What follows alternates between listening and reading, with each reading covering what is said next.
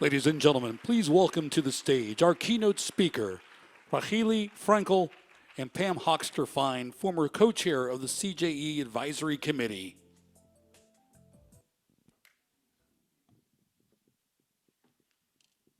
It's a hard thing to follow. Rachelli, you have given so much of your time already that you've been here. You so graciously met with so many people. Before we start your whole story, tell us a little bit about your thoughts about the Dallas community. Well, I actually just arrived here yesterday, but I feel now, listening to the Schultzes, I wanted to have a pad and a pencil and write down everything I'm learning, because these are life lessons for me.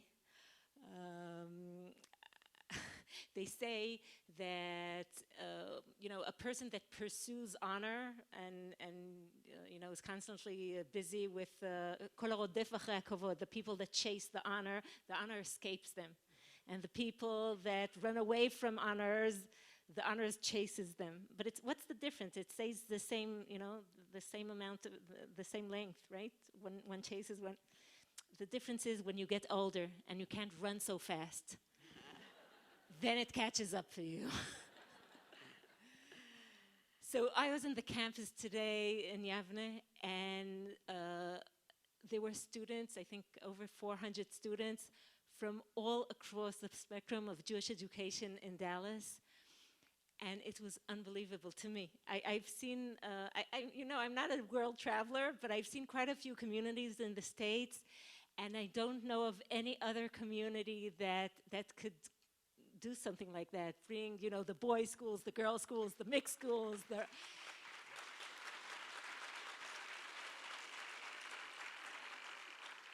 It was truly unbelievable. And, over the last 2 years, I've met people that said, during those days of the search, a miracle happened in our community. And I ask, what's the miracle? And they say, we came together, Hasidic Jews, ultra-Orthodox, modern Orthodox, Reform, conservative, so-called non-affiliated Jews, and we were all praying together and rallying together, and later on remembering together. And I feel like begging them, we'll find another opportunity to come together. And this morning, it was a dream come true. And as far as I understand, Ron was telling me that it's a dream come true for the Schultz family to see all of the Jewish community come in there together.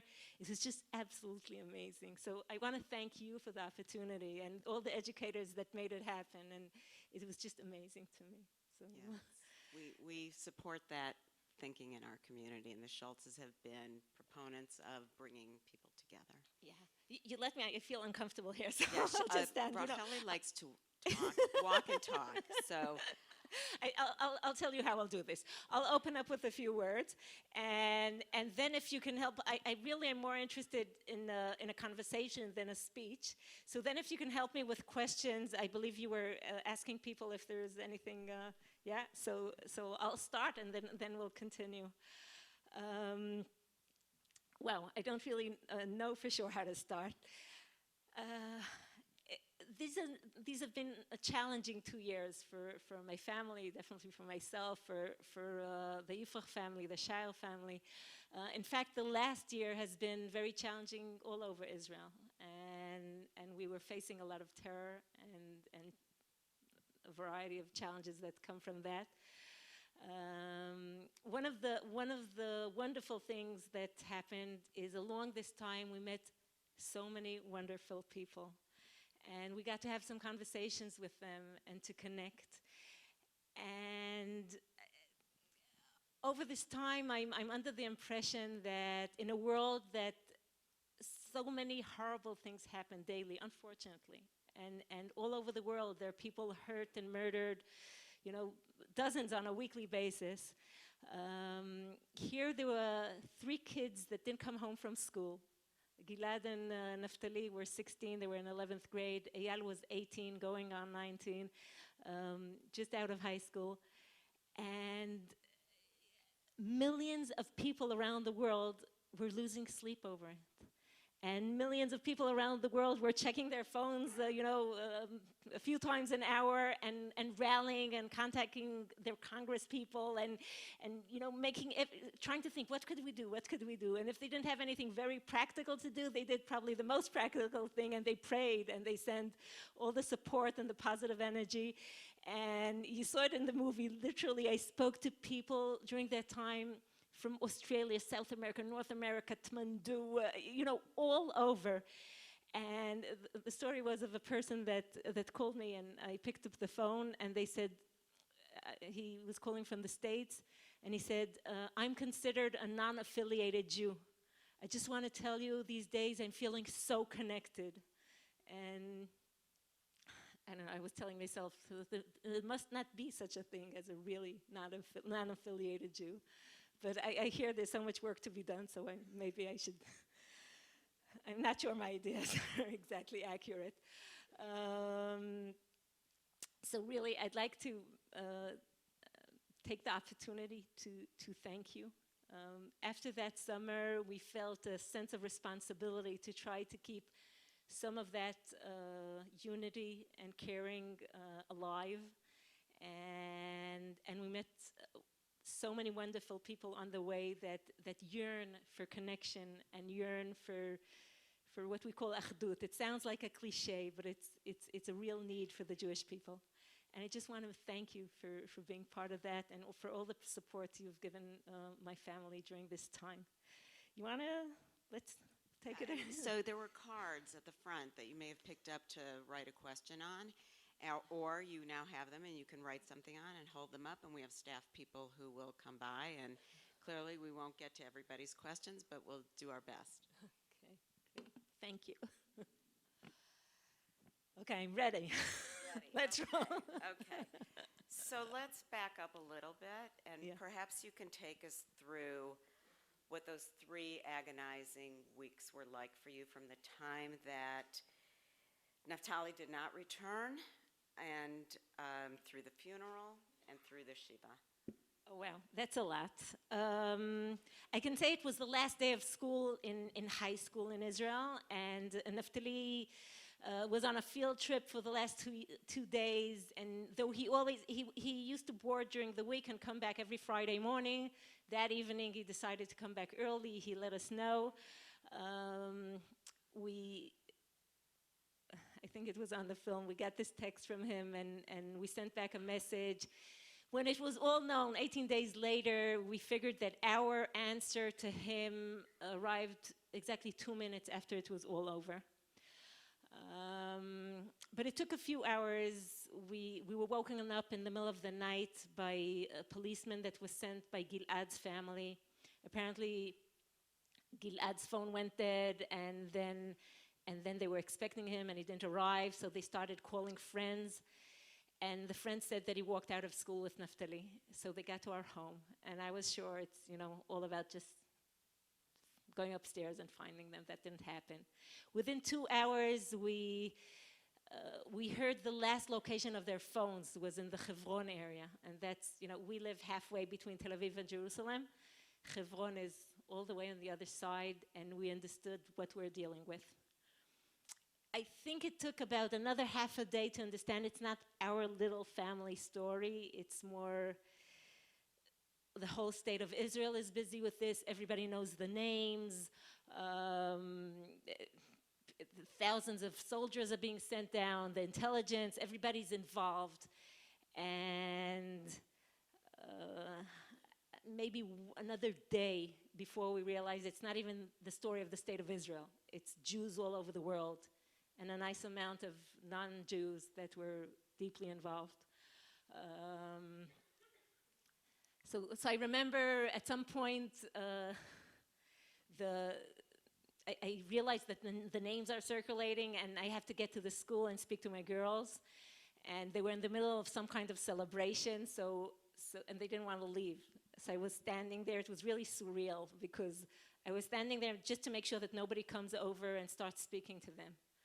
But there were other parents there that knew something about it, and they didn't understand what I was doing there. And then I took the girls from school, from kindergarten, and I was trying to explain to my 6-year-old look, Naftali got lost and the whole world is looking for him. And she burst out into tears and she said, we're not going to find him just like we didn't find our dog, Ope. Ope was this dog that came from nowhere and stayed with us for a while and then disappeared into thin air. And I was asking myself, what was this? And so I got my answer. And Nama got some feel of what it is to be searching for somebody. I remember during that time that we were very focused. I felt, the anxiety concentrating somewhere in my body. But we thought, what is our share? What's our role during this time? And it took us a few days, but at some point we saw that the government and the army and the intelligence, they're doing everything humanly possible. And we figured that our share is to get the story out there, to buy time for the governments to continue searching, because we were afraid that the pressure from around the world will stop the search, and that was our greatest fear. I remember thinking, I can always fall apart later. You can always have the breakdown later. And so there was, we didn't sleep, we didn't eat. There was something horrible, a lot horrible about those days, but also a sense of something going on, something in the air that was a certain amount of, glory, or people brought out the best in them. And you can feel it, you can sense it. You can sense it in the street in Israel. You can sense it, I was told, in the way people were driving. In Israel, that's a big deal.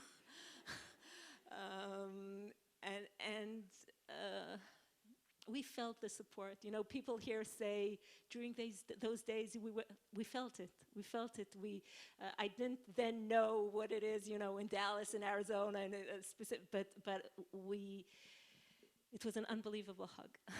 So that's approximately, what I can say. I remember thinking at the time, like,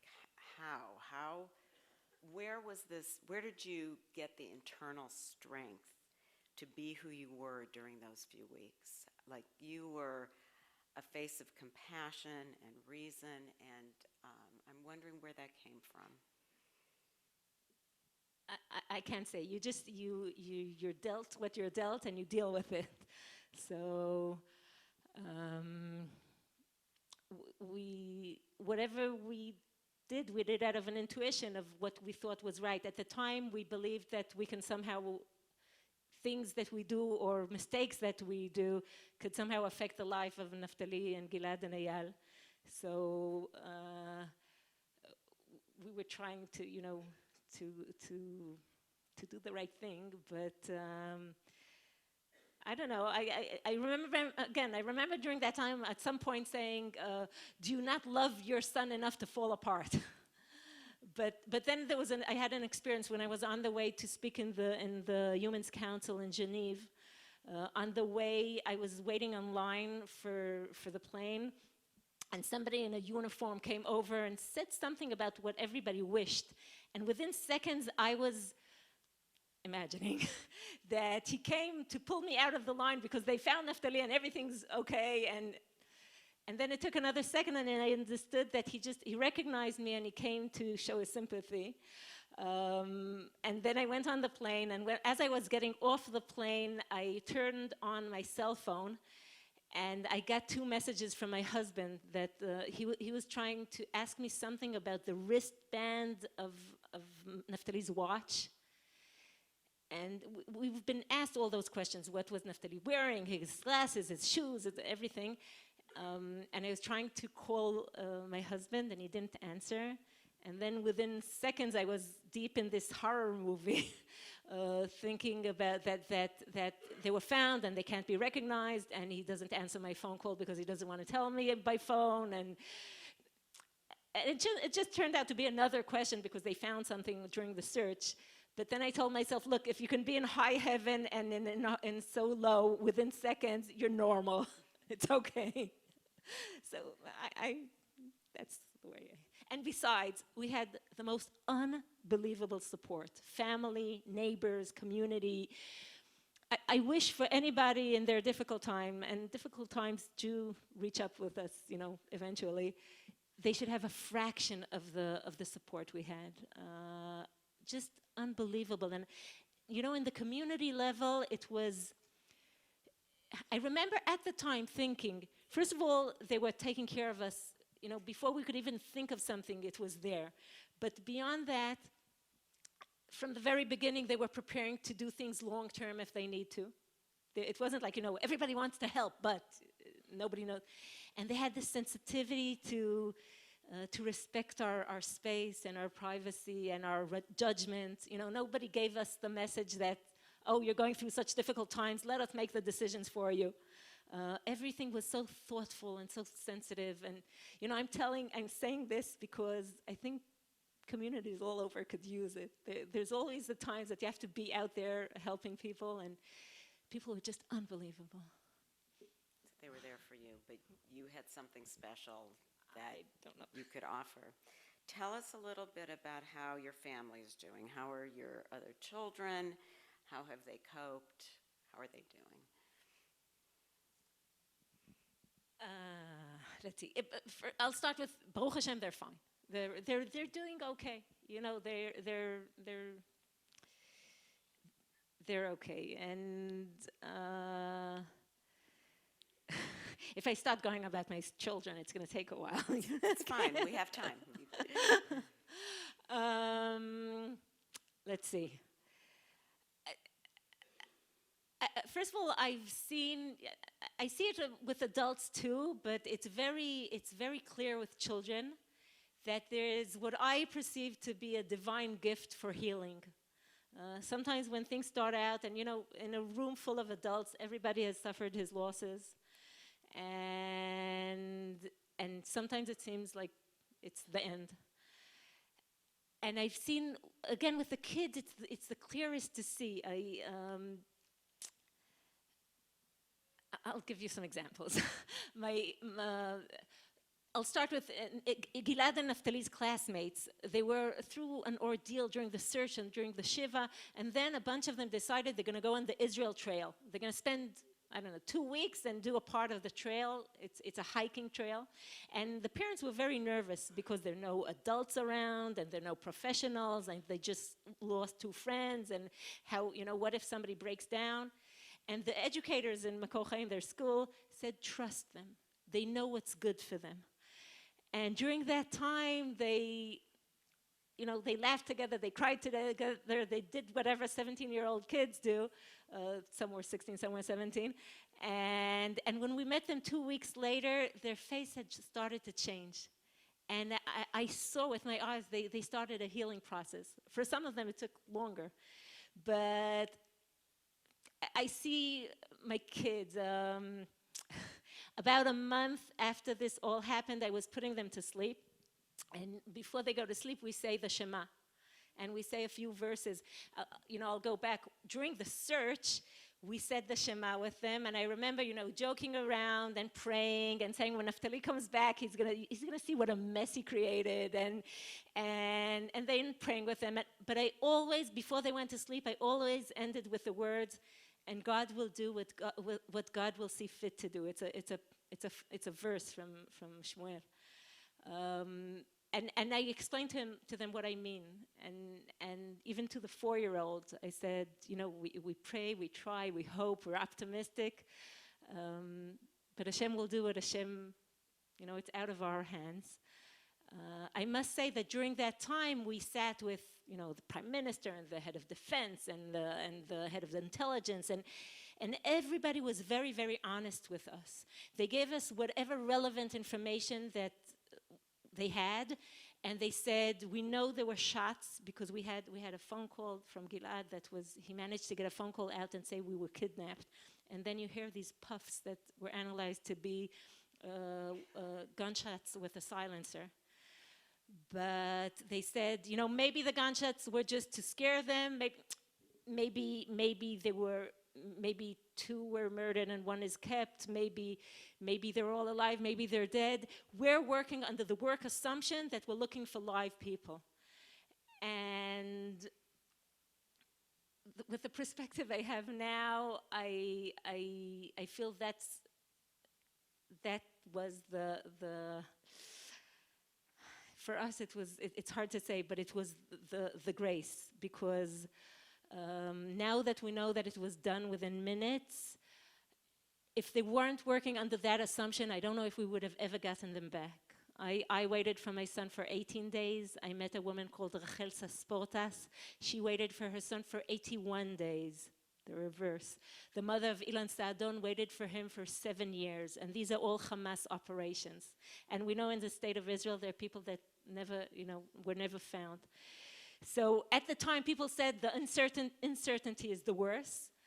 But I would say to them, I'm willing to wait for 5 years as long as he walks in here safe. Of course, 5 years come from Gilad Shalit. But today, again, that we knew it was over so quickly, it's really, to me, it's a divine gift and also unbelievable devotion from the people that were involved in the search and in the intelligence, and unbelievable. So going back to the kids, I'm sorry.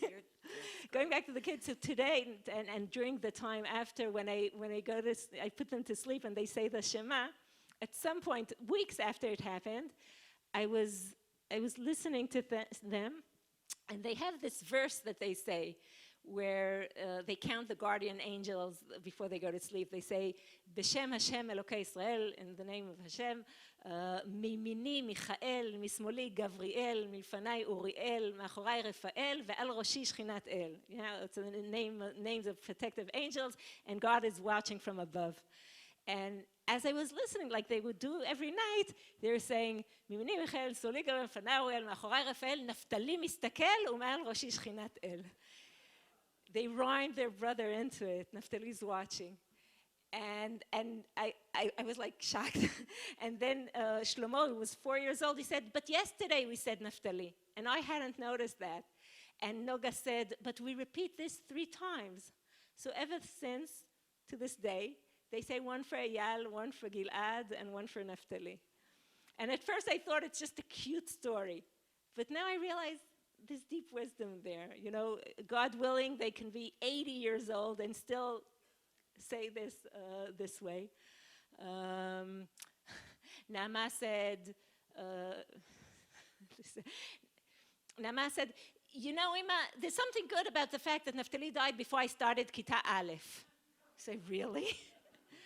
And she said, yeah, because he's been coming with me to school every day since.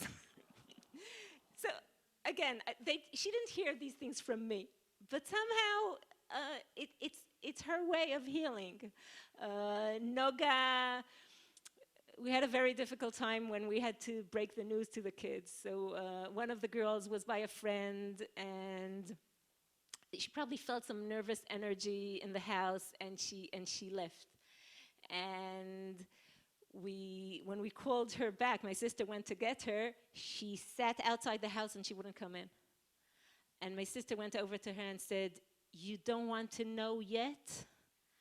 And she said, no, not yet. And then a few minutes later, she came in and we spoke to her. And her younger sister was 9 at the time. She went to sleep by a friend, and after debating, we decided to give her one more quiet night. We'll speak to her in the morning. It was the last day of elementary school in Israel. And we spoke to her. It was very difficult. And a year later, in the last day of school in elementary school, they decided they're going to turn this into a tradition, and we'll go to sleep by the friend. Apparently, it wasn't so convenient for that friend, and her mother said, well, maybe on Wednesday, maybe on Thursday. And they said, no, on the last day of school, we're going to go to sleep together, and we'll wake up in the morning, and nobody's going to die. So the professionals amongst you probably say, oh, a corrective experience. But these are 10-year-old girls, and there was something from within that was telling them what's right for them. So over and over again, I see the power of healing. Thank God, they're okay. You know, we all have scratches and wounds, but you know, life isn't simple. It's anywhere. For anybody, but yeah. It's also the power of rituals, right? So they created rituals for themselves. Yeah. So which leads me into the question of your faith in God. how was it impacted by the loss of Naphtali? And what did you find comfort in your Judaism? You're talking about rituals, and it's true that context helps. When I'm thinking of the first week and 30 days of the rituals around Avelut, there's so much deep wisdom there. The process of the day, the week, the 30, the year, and Kaddish, and things that pull you into community and keep you surrounded with people, and slowly it's a bit numbing in the beginning, speaking to so many people, and then slowly you go back into your life. That is very powerful. I realized there's this concept of having a crisis of faith. Faith. Yeah. My parents did me the unbelievable favor and gift of making Aliyah many years before I was born. So I had the privilege of growing up and raising my children in Israel, and to me it's amazing. And even though you might say that 2 years ago we paid the ultimate price, truly we wouldn't have it any other way. So I'm apologizing for stumbling over my words, I'm sorry. So going back to the faith issue, I realize that there's this concept of, when you're let down, when you're disappointed, when what you pray for so much doesn't happen. And sometimes a person might feel abandoned or really struggle with faith. I realize that might happen. For me, in my own little world, it feels irrational. Because before there were bad things happening to other people, and I was a believer, and this time something bad touched our life. So what changed? For me, it's like this morning I spoke to young people in the school, and I find as we grow older this fades away, but especially with the young we find that there's this feeling that with enough technology and enough medicine we're all going to live happily ever after. It's like the world is... It doesn't work like that. I think in Brooklyn they say it ain't so. That sounds kind of Texan to me. Yeah, Texan? So maybe it's just American. I once heard from Rav Adin Steinglatz that when we say in prayer, Oseh shalom uvoreh et hakol, that God creates peace and creates everything, it's just politically correct. And Rav Adin hates politically correct. It's just politically correct for the real verse from Isaiah that says, Oseh shalom uvoreh ra, that God creates peace, but also creates evil. And there is evil in the world, and unfortunately it touched our lives. But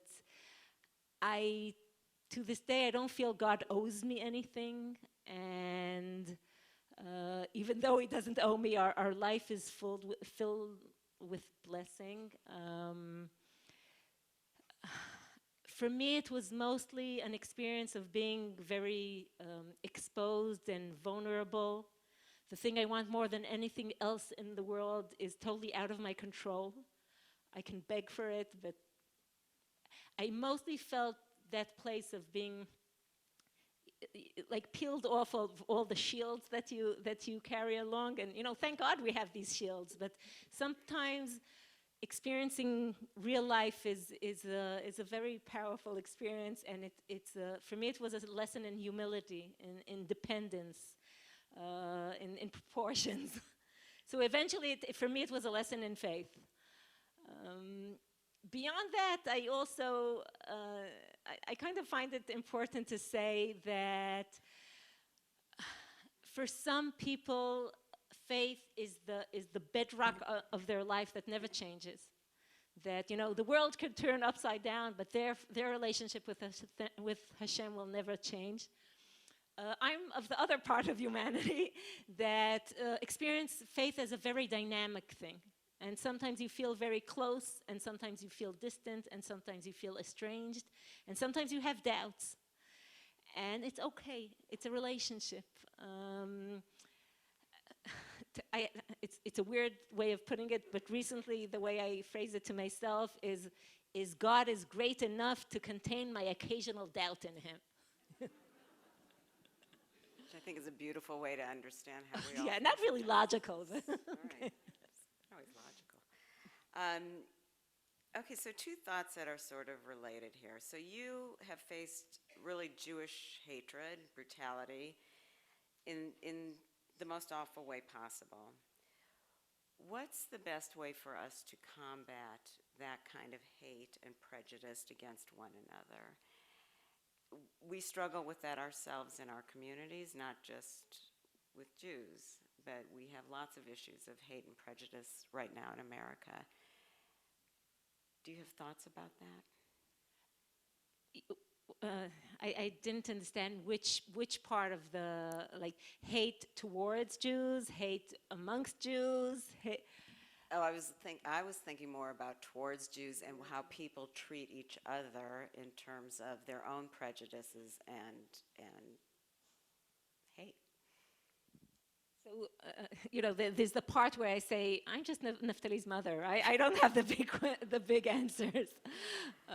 Please solve our problem. Yeah, right. Yeah, there's a debate going on. I'm sure they have all the answers.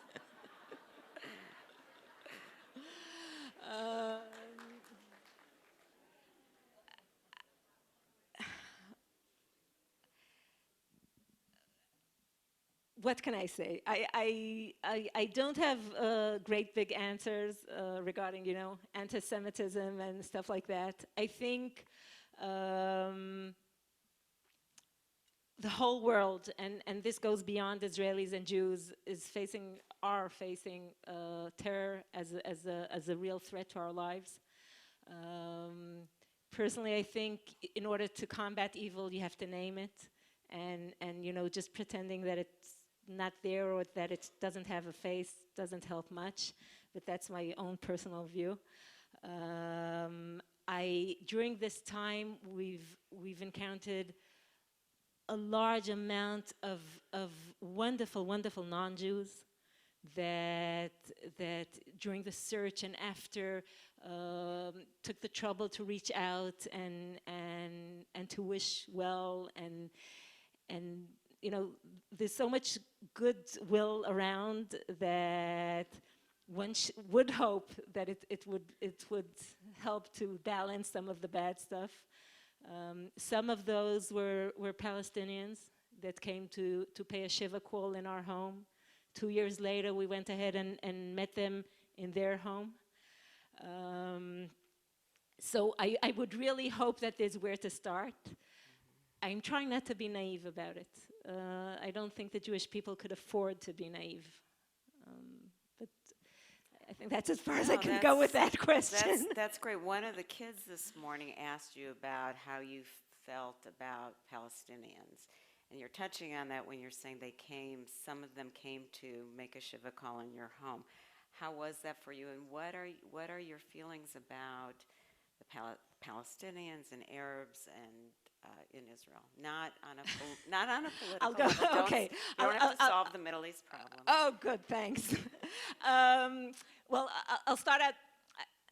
During that time, one of the things that we did was we didn't consume any media. We had an IDF team living in our home, and any true information would come from them, so we stayed away. We didn't even see the interviews that we gave ourselves. But about, I think almost a year later, somebody showed me an interview that I gave to the Times of Israel. And amongst other things, they were asking me, so what do you think about exchange deals, giving hostages for terrorists? And this is, I think, 10 days into the search. My boy is missing. So I see that lady myself telling him, look, I'm no general. I'm no, great thinker or politician or whatever. So I can't have the big answers. And I don't know if the right answer is to endanger thousands of soldiers or to release 1,000 terrorists. This is a huge question in Israeli public life, but this discussion has to take place and we have to do what's right. And you shouldn't be asking me and you shouldn't be listening to me. And if you come back here one day and you see me screaming off the roofs, do everything to bring back my son, I'm telling you now, don't listen to that, women. Do what's right. So I'm using this story to say, I'm just, I don't have the great picture and the great answers. I think we should do what's right, and that should be a big discussion that many people are involved in. On the human level, on the personal level, just a few months ago, I met my son's kindergarten teacher in the street. And she came over to me, she said, I must tell you this story. There's a lot of terror in the streets this year, and we try to shelter our children from it, but it's impossible when you live in Israel. And the kids were playing, mechablim games. This is a terrorist, and this is a soldier, and this is And at some point, she overheard my son Shlomo saying, no, you got it all wrong. It's not that way. There's the bad Arabs, those are Hamas, but there's the good Arabs, and those are whatever. And that he did here at home. I wouldn't want to raise my children on hate. It's just not the right spice to raise people on. As I said before, I'm not naive, but the general Palestinian population is mostly people that want to live quietly in peace and have a good life. Terror is a different story. Terror doesn't differentiate, terror doesn't mind, terror doesn't care. When Ezra Schwartz from Boston was murdered on his way to work in Oz Vegaon, the nature reserve that was named after our boys, he was gunned down, and with another Israeli educator, Yaakov Don, and with a Palestinian doctor that just happened to pass by, because terror doesn't care. It's blind to all of that. So I don't know. I don't even know if I. No, it's fabulous.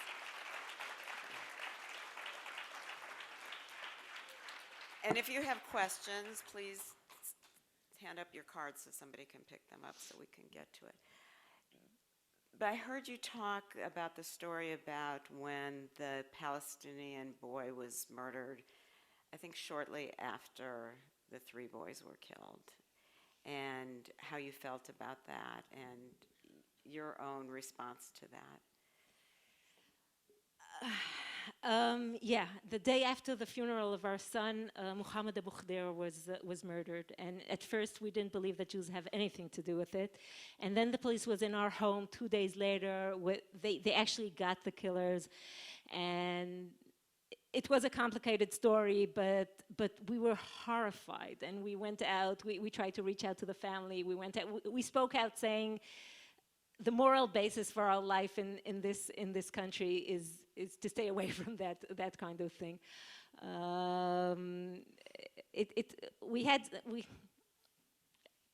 It sounds so simple to me that at some point some journalist said, "What, a woman with a head covering is condemning a murder?" I say, "What were you thinking about us? Like, what do you think that would?" So we were horrified with that, and I don't know anybody within the furthest circles of people we know that wasn't appalled. I must say there were differences with how the Israeli society dealt with that, very promptly, very quickly, very condemning, taking care of it, putting them in jail. Palestinian society at this point doesn't deal with these things like that, but בסדר. All right, so as you leave our community for now, we hope you will be back.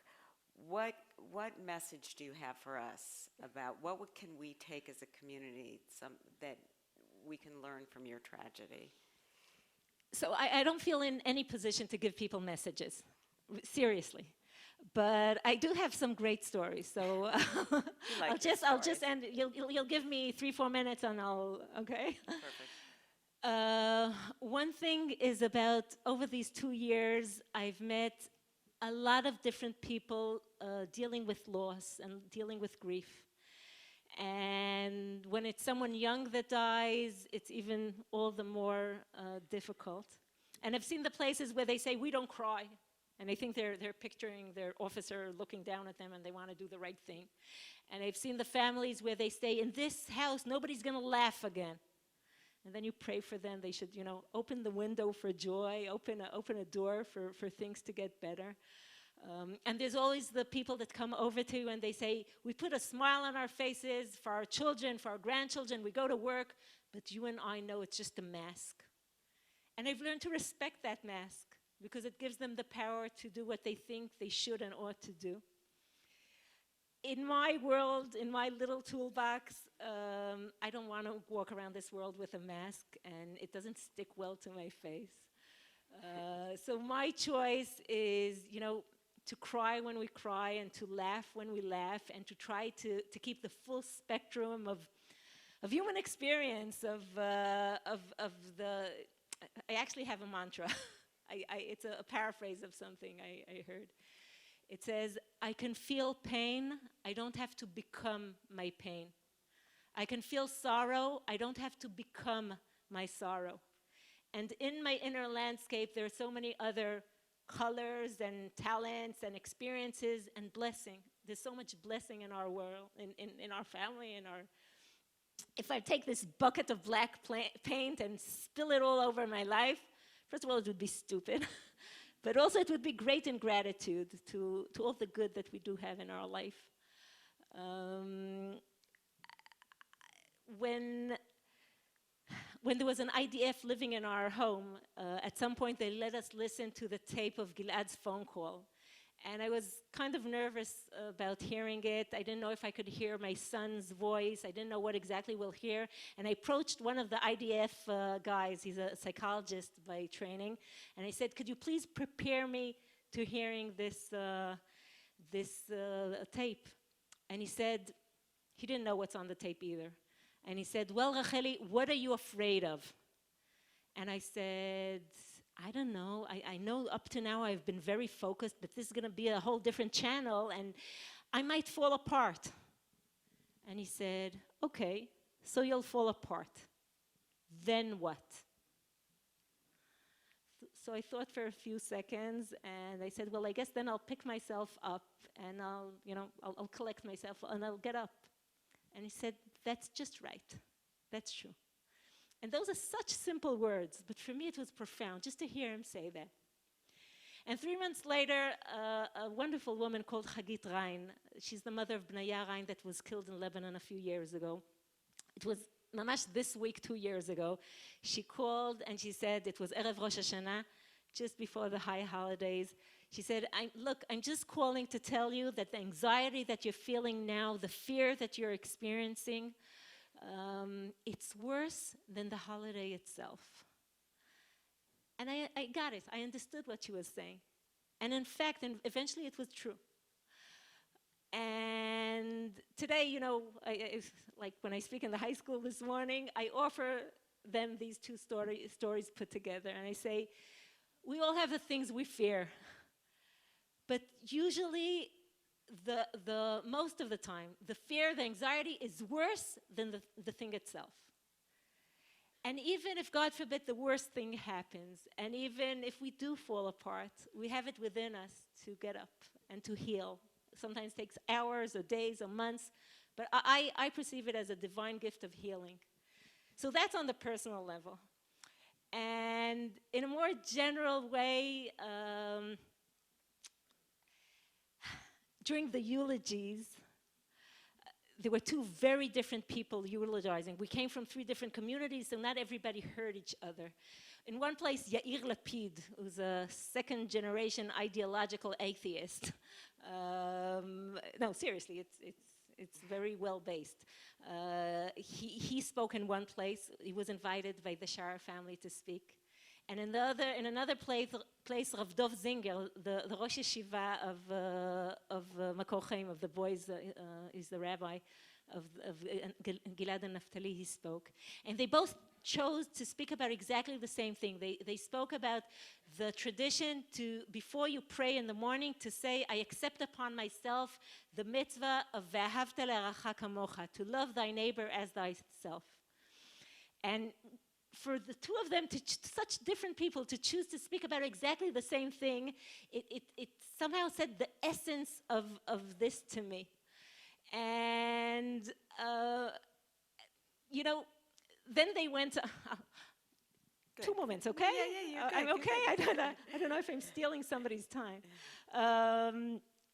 Then actually, I met somebody called Rav David Grossman, and he said, doesn't it seem weird to you, before you pray, that you should say, I accept the mitzvah of loving, you know, my fellow Jew? Shouldn't we accept the mitzvah of loving God? There is such a mitzvah, V'ahavta et Hashem Elokecha. Before you turn to pray, so you should say, I love God. He said, but think of a real family. Think of a father.